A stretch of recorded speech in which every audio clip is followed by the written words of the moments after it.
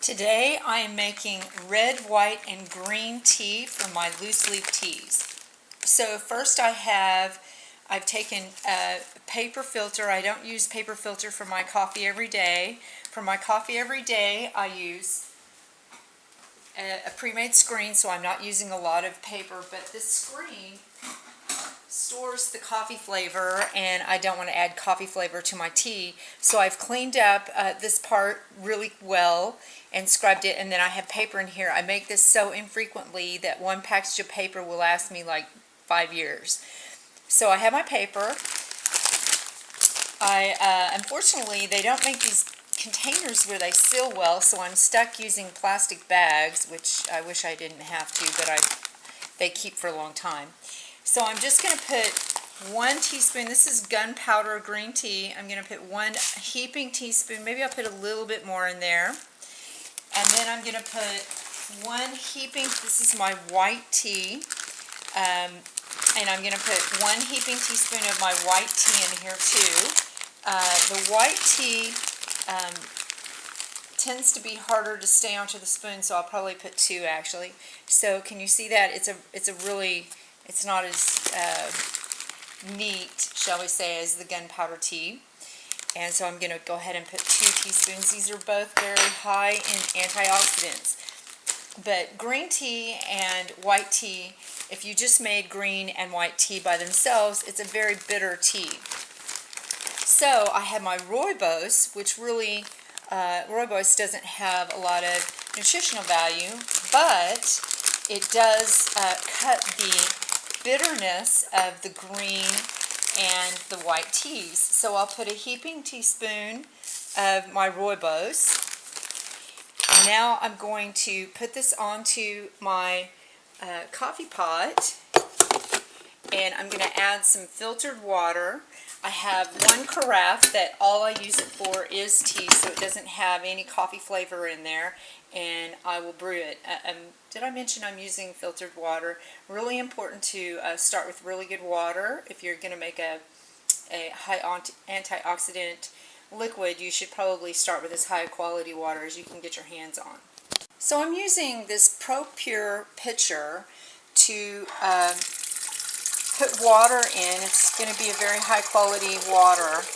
I'm going to have to do a fluoride video, because the reason why I went for Pro Pure is really if they're fluoridating your drinking water, your water straight from the city, which they're doing here, the only way around that is to have a water well or to do reverse osmosis on your entire house system, because remember, your skin's going to absorb any fluoride even if you're not drinking fluoridated water.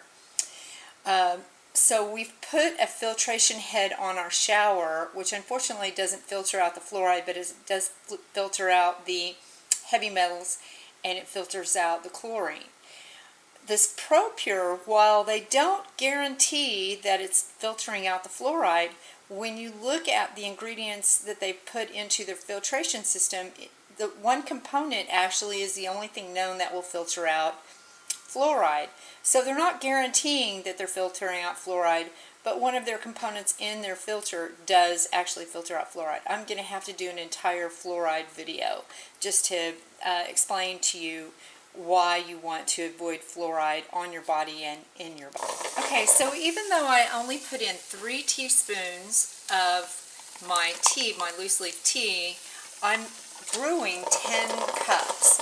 And it doesn't seem intuitive, but what's going to happen is it's going to make a very concentrated tea that I can use afterward to make cold tea, or if I wanted to drink it as hot tea, it's still going to be pretty concentrated. I think a lot of people really put too much of their tea when they're brewing tea, and it's not necessary. You can go with a lot less tea, especially given how expensive loose leaf tea is. It's not necessary to go with so much tea to make a good concentrate.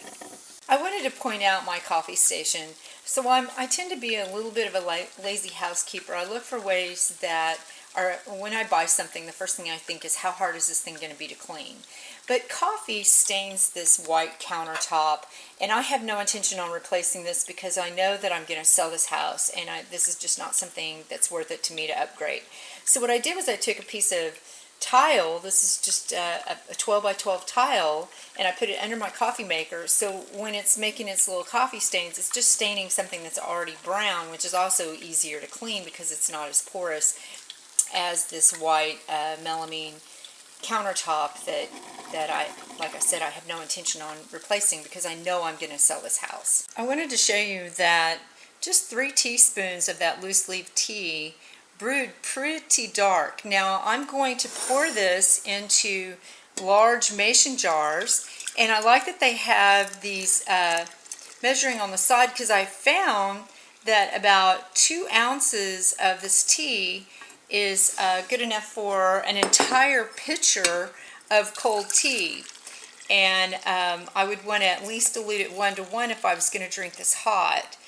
So I'll put them in containers and then put the lid on. Try not to tighten it too tight. And as you can see, I like to date it and label it. I have a lot of mason jars in my refrigerator, so it's kind of important to know what's what.